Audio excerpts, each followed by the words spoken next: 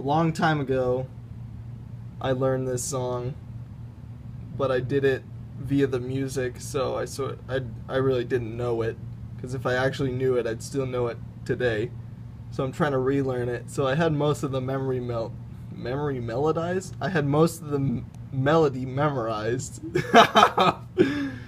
But there's this one part that was getting me. I couldn't remember this little triplet thing into the second half of the B section. So I went onto YouTube and I learned it off of a recording.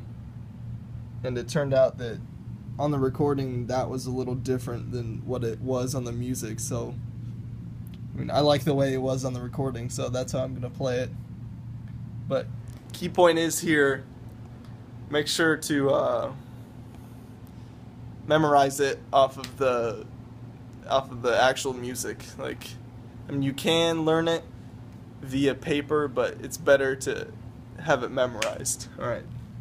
And then next thing, after you got the head memorized, well, throughout this whole process, you got to be listening to the song a lot. But once you got the head memorized, you got to start memorizing the chords.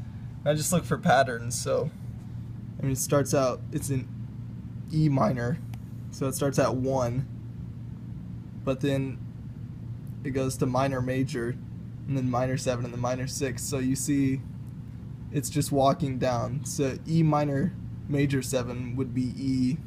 This is from the B flat real book, by the way. So the actual song in C would be D minor. So this is up a whole step from what it is actually. But so E minor 7, E minor major 7 has the like D sharp in it, and then E minor 7 has D, and then E minor 6 has C sharp in it. So you can see it's just walking down whole steps, and then it goes to A minor, which is the 4 chord, and it does the exact same thing. It walks down in half steps, but then there's a 2-5. This is the A minor is the 2, and then B7 is 5, and then it's back to E minor, so it's a 2-5 to E minor. So it walks down in half steps, but it keeps the same root note on E, which is the 1 chord, and then it goes to the 4 chord and does the same thing. And then it's, wait, is that? No, that's not a 2-5. That would, that's a, so that's the 5 chord, then it goes to the 1 chord, but that's not 2. But it,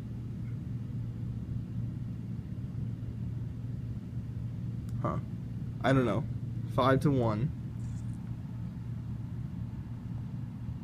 So walk down half steps, 5 1, and then it goes 1 dominant, and then it's like a 2-5-1 to G major 7, except with like a tritone substitution built into the chord changes, sort of. So it just walks down in half steps to G major 7, as if it were a 2-5-1 with the tritone substitution. And then it goes through again, and then it does that little tritone sub thing, and then back to the G major. And then the last half of the last bar of the first A section is a 2-5 to E flat major. And then, so now I'm going to analyze the B section as if it's in E flat major. So it's just 1 6 2 5 1 6 2 5 1 6 2 5. So that's pretty simple, right? I mean, it looks complicated, but it's all just patterns. Like the whole B section, 1 6 2 5 1 6 2 5 1 6 2 5, and then there's a, so this A minor 7 isn't in the key of E flat. So this would be 4, but it's minor. of E minor. So that's 4, except it's minor. And then 2 dominant. And then back to the A section. So I don't really know what is going on right here. And that would be the 4 chord of E minor, except it's minor.